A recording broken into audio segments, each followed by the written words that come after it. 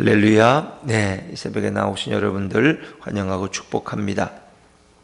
사사기 4장에서는 또 한 사람의 새로운 사사가 등장하고 있습니다.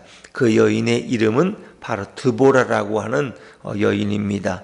오늘 하나님은 이 귀한 여인을 부르셔서 그를 이스라엘을 구원하는 사사로 사용해 주십니다. 자, 우리가 먼저 1절부터 보면은 이스라엘 백성이 동일한 하나님을 떠나고 그리고 하나님의 징계를 받는 과정을 우리는 앞에서 목도할 수 있습니다. 자, 우리 오늘 1절부터 3절까지 말씀을 다시 한번 읽어봅니다. 1절부터 3절입니다. 시작.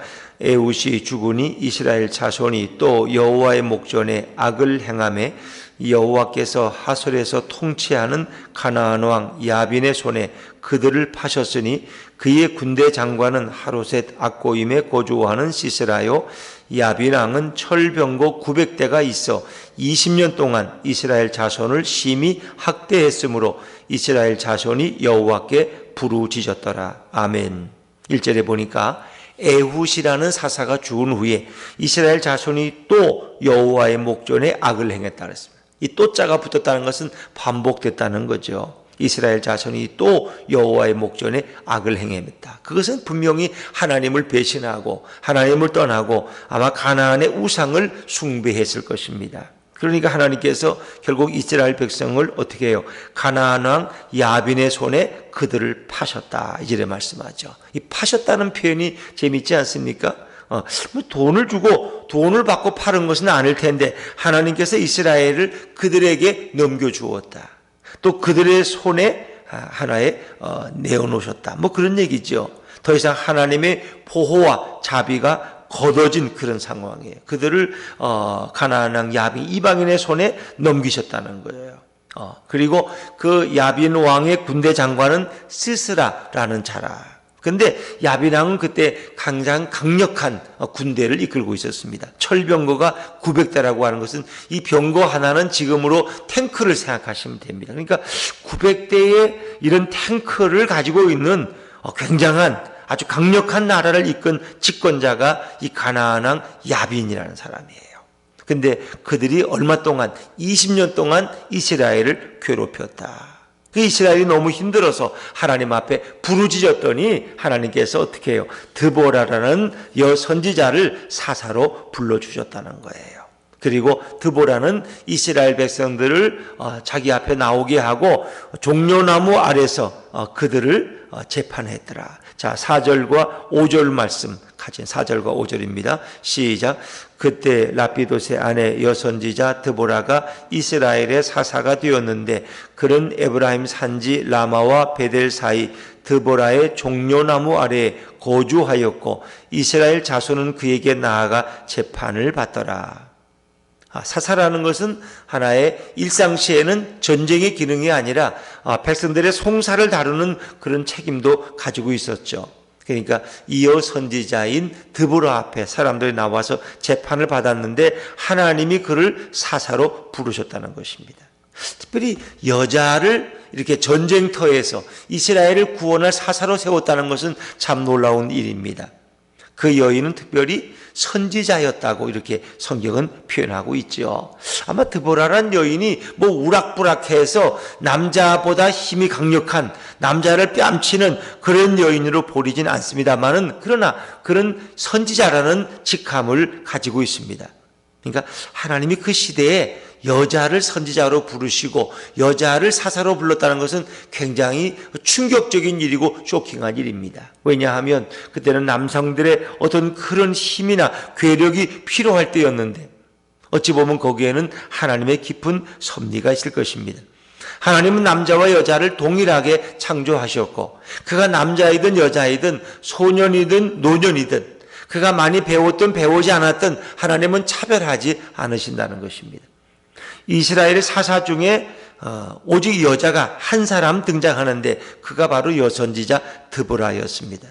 이스라엘 사람들이 하루에 드리는 3번의 감사가 있는데 그 3번의 감사의 첫째는 내가 이방인이 아닌 유대인으로 태어난 것을 감사합니다. 두 번째는 내가 종이 아닌 가정의 자녀로 태어난 것을 감사합니다. 세 번째는 내가 여자가 아닌 남자로 태어난 것을 감사합니다. 그렇게 그들은 하루에 3번 감사 기도를 했다는 것입니다. 그런데 그렇게 여자들은 남자들에 비해서 어찌 보면 더 존귀하게 쓰임받지를 못했는데 오늘 하나님은 사사를 여선지자 드보라를 세웠다는 것은 매우 충격적인 일이었습니다. 그리고 하나님은 드보라가 그 사명을 감당할 수 있도록 그에게 능력과 조력자를 붙여주십니다. 첫 번째 조력자가 바로 바락이라는 인물이죠. 자, 우리 6절 말씀을 읽어봅니다. 6절입니다. 시작. 드보라가 사람을 보내어 아비노함의 아들 바락을 납달리 게데스에서 불러다가 그에게 이르되 이같이 명령하지 아니하셨느냐? 너는 납달리 자손과 스불론 자손 10,000명을 거느리고 다볼 산으로 가라. 그랬습니다. 자, 오늘 드보라는 자기가 받은 하나님의 명령을 이 바락이라는 자에게 전하는 그런 내용입니다. 이스라엘의 하나님 여호와께서 이같이 명령하지 아니하셨느냐. 이 말은 바꿔 말하면 이스라엘의 하나님 여호와께서 오늘 이같이 내게 명령하셨다는 겁니다. 명령하셨다. 그 여인은 선지자이면서 동시에 하나님의 음성을 듣는 여인이었습니다. 그러니까 그 여인에게 하나님이 말씀하신 것을 그대로 듣고 전달하는 것입니다. 하나님이 바락 너를 불러서 이제 너를 납달리 자손과 스불론 자손 10,000명을 거느리고 다볼 산으로 가라고 내게 명령하셨다는 것입니다. 그것을 전해요. 자, 그러면서 구체적으로 그 전쟁의 형태와 전략을 또 하나님이 말씀하신 것을 전해줍니다. 우리 7절 말씀입니다. 7절 같이 읽죠. 시작. 내가 야빈의 군대 장관 시스라와 그의 병거들과 그의 무리를 기송강으로 이끌어 내게 이르게 하고 그를 내 손에 넘겨주리라 하셨느니라. 이 전쟁의 주도권은 누가? 하나님께서 갖고 계시는 거죠. 하나님은 드보라를 통해서 바락이라는 장군에게 이 사실을 말씀하고 있는데 하나님께서 그 군대 장관 시스라와 야빈의 그 무리를 군대를 기송강으로 이끌어 내실 것이다. 하나님께서 그들을 그리로 이끌어 내신다는 거예요. 그리고 너의 손에 넘겨주리라. 바락의 손에 넘겨줄 것이다. 그러니까 어찌 보면 승리가 보장되었다는 것을 하나님의 음성을 전달하죠. 여러분, 내 인생이 승리가 보장되어 있다면 어떻습니까? 우리가 절망에 빠질까요? 우리의 마지막에 승리가 하나님으로부터 약속되어 있다면 어떨까요? 그런데 하나님께서는 우리 그리스도인들, 하나님의 자녀들 한 사람 한 사람을 향한 놀라운 계획을 가지고 계십니다. 그리고 그 마지막은 하나님 안에서, 그리스도 안에서 승리를 장담하고 계신 것입니다. 그것을 우리가 모르기 때문에 내가 이러다가 끝나는 인생 아닐까? 내가 이러다가 망하지 않을까? 내가 이러다 잘못되는 거 아닐까? 이런 두려움과 불안이 우리의 불신앙을 가져온다는 것입니다. 그러나 우리가 마지막 승리를 누구나 확신할 수 있다면 그 전쟁의 양태는 다를 것입니다. 오늘 하나님은 드보라를 통해서 바락에게 그 승리를 보장해 주십니다. 그 대적의 무리들을 기송강으로 하나님이 친히 이끌어내실 것이고 그들을 너의 손에 붙일 것이다. 승리가 보장되어 있습니다. 오늘 이 시대에 승리가 보장된 사람들이 바로 크리스찬임을 믿으시길 바랍니다. 하나님은 크리스찬들에게 내가 너와 함께 하겠다고 말씀하십니다. 세상 끝날까지 내가 너와 동행하겠다는 거예요. 그리고 너희에게는 모든 것이 합력해서 선을 이루겠다고 하나님이 약속해 주십니다. 너의 손에, 내 손에 그들을 넘겨줄 것이다. 어찌 보면 바락에게 믿음을 심어주고 확신을 심어주는 것입니다. 그런데 바락의 마음속에 아직도 뭔가 좀 연약함이 있습니다. 왜? 저들을 가나안 왕 야빈은 워낙 강한 군대 장관을 가지고 있고 900승의 병거를 가지고 있기 때문에 이 스불론 지파 또 이 납달리 지파 10,000명을 가지고 와서는 전쟁에 이길 것 같지 않아요. 아직도 믿음이 서지 않아요. 그러니까 바락이 드보라에게 무엇을 요구합니까? 당신이 함께 가면 내가 가겠습니다. 자, 우리 8절 말씀 같이 8절입니다. 시작. 바락이 그에게 이르되 만일 당신이 나와 함께 가면 내가 가려니와 만일 당신이 나와 함께 가지 아니하면 나도 가지 아니하겠노라 하니. 어찌 바락의 마음속에는 아직 확신이 없었던 것 같아요. 그리고 그가 볼 때 하나님은 드보라와 함께 하신다고 그는 굳게 믿었어요. 그러니까 하나님이 동행하는 사람, 드보라와 함께 한다는 것은 곧 하나님과 함께 한다는 의미였어요. 그래서 바락은 드보라의 동행을 요구했고 드보라는 그것을 허락합니다. 그러나 이번 가는 데서 너는 영광을 얻지 못할 것이다. 이 전쟁의 미리 결과를 이미 드보라는 알고 있었어요. 그리고 그것을 바락에게 알려주었습니다. 그래서 하나님은 그 마지막 가나안 왕 야빈의 또 그 시세라를 무찌르는 그 일의 마지막을 너에게 맡기지 않고 한 여인에게 맡길 것이다. 그래서 가나안 왕 야빈의 군대 장관인 시스라의 그 생명을 빼앗을 자를 한 여인으로 설명하고 있는 거죠. 자, 우리 9절 말씀 9절입니다. 시작. 이르되 내가 반드시 너와 함께 가리라. 그러나 내가 이번에 가는 길에서는 영광을 얻지 못하리니 이는 여호와께서 시스라를 여인의 손에 파실 것이니라 하고 드보라가 일어나 바락과 함께 게데스로 가니라. 그래서 이 4장의 말씀의 중심은 바로 여인들이라는 것입니다.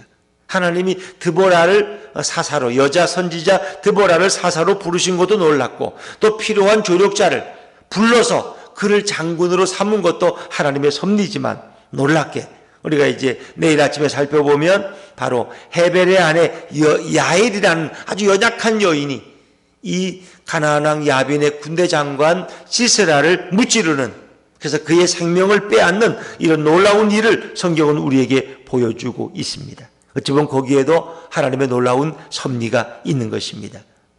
오늘 하나님께서는 순종하는 여인 드보라를 들어서 쓰십니다. 그러니까 하나님이 사람을 쓰실 때는 그게 외형이나 조건이나 그의 뭐 다른 유무가 아니라 그가 순종의 사람이냐 하는 것을 물으시는 것입니다. 또한 그가 믿음의 사람이냐 하는 것입니다. 그가 하나님 앞에 진실로 믿음으로 순종하느냐는 거예요. 여러분 이 대제사장의 아들로 태어나서 제사장이 된 사람이 나답과 아비후입니다. 그런데 그들은 하나님 앞에 버림받습니다. 왜냐하면 하나님의 말씀에 온전히 순종하지 아니했기 때문에, 하나님이 명령하지 아니한 다른 불을 들이다가 결국 그들은 하나님 앞에서 죽임을 당하고 만 사람이 나답과 아비후입니다. 이스라엘의 초대 왕이었지만 그는 하나님의 말씀에 온전히 순종하지 아니했기 때문에 결국 불순종의 죄를 짓고 버림받은 사람이 사울 왕이었습니다. 하나님이 시대마다 사용하는 사람은 순종의 사람입니다. 그리고 믿음의 사람입니다. 도저히 드보라는 이 전쟁을 치를 여건이 준비되지 않았을 것입니다. 왜? 저들은 워낙 강력한 국방력을 가지고 있고 이 시세라라는 군대 장관, 뛰어난 군대 장관을 그들은 가지고 있습니다. 그럼에도 불구하고 드보라는 그 일을 위해서 순종합니다. 하나님의 명령대로 바락을 불러서 또 장군으로 세우고 그리고 그에게 하나님의 승리의 확신을 전합니다. 그리고 그 승리의 확신을 가진 바락이 순종함으로써 이스라엘은 큰 승리를 거두게 됩니다. 오늘도 하나님의 전쟁은 동일합니다. 하나님은 많은 사람들 가운데 순종의 사람을 불러 사용하시고 믿음의 사람을 들어 쓰십니다. 오늘도 우리가 믿음으로 순종할 수 있다면, 오늘도 우리에게 말씀하시는 하나님의 음성을 들을 수 있다면, 그리고 내 인생이 마치 바락이 드보라와 동행했던 것처럼 내가 예수님과 동행하는 삶이라면 우리는 분명히 승리할 것입니다. 오늘도 주님과 동행하는 이 승리의 확신을 가지고 이 하루를 살아가는 우리 모두가 되시기를 주의 이름으로 축원합니다. 기도하겠습니다.